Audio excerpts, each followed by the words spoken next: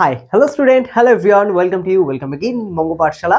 তো student basically আমরা আজকে ক্লাসে আমরা বেসিক্যালি টেস্ট পেপারে বেশ কিছু কোয়েশ্চেন আছে ভূত বিজ্ঞান থেকে, যে কোয়েশ্চেনগুলো মাঝে মাঝে তোমাদের একটু প্রবলেমে ফেলে দেয়। ঠিক আছে, তো আমরা বেসিক্যালি ফিজিক্যাল সায়েন্স থেকে 1 বাই 1 টেস্ট সিরিজ তো করছি। ঠিক আছে, প্রত্যেকটা পেজ ধরে ধরে এবিটিএ টেস্ট পেপার যেটা সেটা সলভ করছি, কিন্তু তার সাথে সাথে এই ধরনের যে কোয়েশ্চেন যেগুলো তোমাদের জন্য একটু হলেও ডিফিকাল্টি হতে পারে সেই কোয়েশ্চেনগুলো নিয়েও আমরা আলোচনা করছি। ঠিক আছে, তো বেসিক্যালি আজকে ক্লাসে আমরা ঠিক সেরকমই একটা কোয়েশ্চেন নিয়ে ডিসকাস করবো। তো চলো লেট না করে শুরু করা যাক।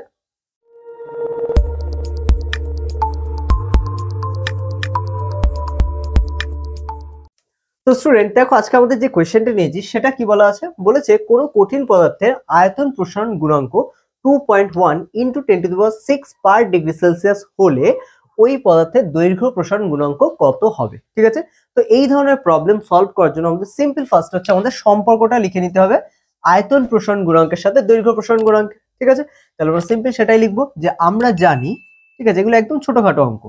তো আমরা কি লিখবো, আমরা জানি কঠিন পদার্থের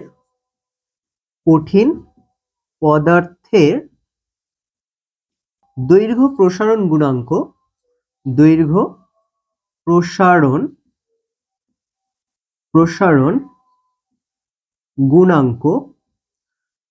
আমরা জানি কঠিন পদার্থের দৈর্ঘ্য প্রসারণ গুণাঙ্ক ও আয়তন প্রসারণ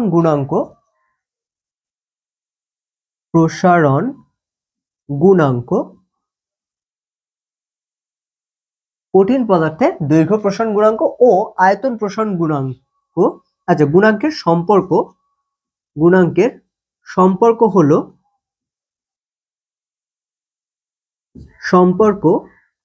হলো বা আমরা লিখতে পারি সম্পর্কটি হলো একই জিনিস। তো গুণাঙ্কের সম্পর্ক হলো কি আমাদের alpha is equal to gamma by 3। ঠিক আছে, এটা আমাদের কি, এটা আমাদের কঠিন পদার্থের দৈর্ঘ্য প্রসারণ গুণাঙ্কের সাথে আয়তন প্রসারণ গুণাঙ্কের সম্পর্ক। ঠিক আছে, এখানে আমাদের দেখো আলফা দৈর্ঘ্য প্রসারণ গুণাঙ্ক ইন্ডিকেট করে এবং গামা আমাদের আয়তন প্রসারণ গুণাঙ্ক ইন্ডিকেট করে। ওকে, তাহলে এখানে দেখো আয়তন প্রসারণ গুণাঙ্ক 2.1 ইন্টু 10⁶ দেওয়া আছে। ঠিক আছে, পার ডিগ্রি সেলসিয়াস। তো এখানে আমাদের সিম্পল আমাদের এখানে দেওয়া থাকলে এটা, তাহলে আমাদের তো এখানে আমাদের সিম্পল আয়তন প্রসারণ গুণাঙ্ক দেওয়া থাকলে বা যদি তোমাদের ক্ষেত্র প্রসারণ গুণাঙ্ক দেওয়া থাকে তাহলে সেক্ষেত্রে সম্পর্কটা চেঞ্জ হবে। বাট এখানে যেটা দেওয়া থাকবে সেখান থেকে আমাদের যদি দৈর্ঘ্য প্রসারণ গুণাঙ্ক বের করতে হয়, সিম্পল আমরা ইকুয়েশনে ফেলে দেবো। তাহলে এখানে যেহেতু আয়তন প্রসারণ বলেছে সেই জন্য আমরা এখানে গামার জায়গায় মানটা বসিয়ে দেবো, সেটাকে 3 দিয়ে ভাগ করে দেবো, দিলে আমাদের অ্যান্সার বেরিয়ে আসবে। তো এখান থেকে আমরা নিচে লিখতে পারি আয়তন প্রসারণ গুণাঙ্ক,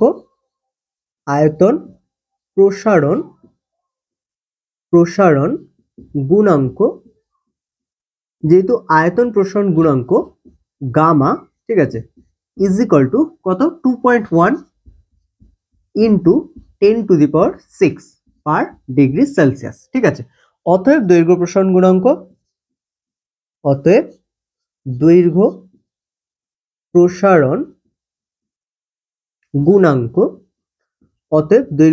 গুণাঙ্ক যেটাকে আলফা সাইন দিয়ে প্রকাশ করা, এটা ইজ ইকুয়াল টু কি হবে, 2.1 ইন্টু 10⁶ পার 3। ঠিক আছে, মানে নিচে 3 আর এখানে অবশ্যই এটা আমাদের একক কি থাকবে, ডিগ্রি সেলসিয়াস। ঠিক আছে, তো এটা খেয়াল রাখতে হবে। তাহলে এবার 3 দিয়ে আমরা এখানে জাস্ট কাটাকাটি করবো। তো দেখো এখানে 2.1 আছে, তাই তো, তাহলে আমরা কাজ করতে পারি, এখানে 2.1 আছে, পয়েন্টটাকে যদি আমরা তুলে দিই, ঠিক আছে, তাহলে এখানে পয়েন্ট উঠে গেলে নিচে কত গুণ হবে, 10।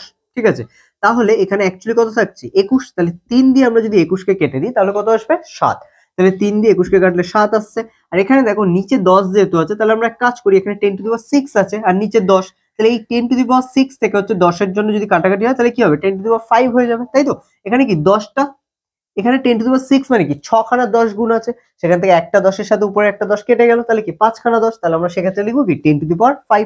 তাহলে এখানে আমাদের অ্যান্সার কি হতে পারে, 7 ইন্টু 10⁵ পার ডিগ্রি সেলসিয়াস। ঠিক আছে, তাহলে আমাদের আলফার মান কত হচ্ছে, 7 ইন্টু 10⁵ পার ডিগ্রি সেলসিয়াস। ঠিক আছে, আই হোপ বুঝতে পেরেছো এটা। তো এইরকম বেসিক অঙ্ক তোমাদের 2 নম্বরের মধ্যে থাকে। ঠিক আছে, তো এইগুলো এইভাবে সলভ করবে। ঠিক আছে, আমরা এখানে শুধু কি দেখলাম, আয়তন প্রসারণ গুণাঙ্ক দেখলাম। তো স্টুডেন্ট পুরো অঙ্কটা যদি বুঝতে পারো তাহলে পজ করো, করে নোট ডাউন করো এবং লাস্টে যেটা আমাদের লিখতে হবে সেটা উত্তরে তোমরা প্রত্যেকেই লিখবে কিন্তু যে ওই পদার্থটির বা ওই কঠিন পদার্থের দৈর্ঘ্য প্রসারণ গুণাঙ্ক হবে 7 × 10⁵ পার ডিগ্রি সেলসিয়াস। বুঝা গেল? এবার চলে আসি তোমাদের একটা কনফিউশন। এটা হচ্ছে আমরা একটা নিলাম যে আয়তন প্রসারণ গুণাঙ্ক থাকলে কি হবে। যদি ধরে নাও তোমাদের দেওয়া আছে যে আয়তন প্রসারণ গুণাঙ্কের মান দেওয়া আছে, যদি এখান থেকে বলে তোমাকে ক্ষেত্র প্রসারণ গুণাঙ্কের মান বের করতে, তখন কি করবে? তখন সিম্পল ক্ষেত্র প্রসারণের সাথে যে সম্পর্ক, ঠিক আছে, পুরো সমীকরণটা আমি জাস্ট একবার লিখে দিই এখানে বক্সে। পুরো সম্পর্কটা আমাদের কি ছিল? আলফা ইজ ইকুয়াল টু হচ্ছে আমাদের β/2 ইজ ইকুয়াল টু হচ্ছে আমাদের γ/3, তাই তো? তাহলে এটা ছিল। তাহলে এই পুরো সম্পর্কটা আমরা কি করতে পারি? একটা বক্সে লিখে রাখতে পারি। তাহলে সেক্ষেত্রে আমাদের যেটা বলবে আমরা শুধু সেইটুখানি সম্পর্ক তুলে দেবো। যেহেতু এখানে আলফা আমাদের হচ্ছে দৈর্ঘ্য প্রসারণ গুণাঙ্ক ইন্ডিকেট করছে, সেজন্য আমরা আলফার সাথে এখানে আয়তন প্রসারণ দেওয়া আছে সেজন্য এই দুটো নিয়েছিলাম। যদি আমাদের বলে দিত বিটা প্রসারণ মানে হচ্ছে ক্ষেত্র প্রসারণের সাথে আয়তন প্রসারণ, তাহলে এই দুটো নিতাম। যদি বলে দিত আমাদের দৈর্ঘ্যের সাথে হচ্ছে ক্ষেত্র প্রসারণের সম্পর্ক যদি দরকার হতো, তাহলে আমরা এই প্রথমের দুটো নিতাম। বোঝা গেল? তাহলে যখন যেটা দরকার হবে সেই অনুযায়ী আমরা এই ফর্মুলা থেকে সেইটুখানি নিয়ে আমাদের অঙ্কটা করবো। বোঝা গেল? তাহলে এটা খেয়াল রাখতে হবে এবং রেখে এইভাবে অঙ্কগুলো করে যেতে হবে। ওকে, আই হোপ পুরোটা বুঝতে পেরেছো তোমরা, কোনো রকম ডাউট নেই। আর যদি ডাউট থাকে তাহলে অবশ্যই কমেন্টে এসে জানাতে পারো। ঠিক আছে, তো চলো, অল দ্য বেস্ট, প্রত্যেকে ভালো করে পড়াশোনা করো এবং কোনো সমস্যা থাকলে অবশ্যই বঙ্গ পাঠশালায় এসে জানাও। ওকে।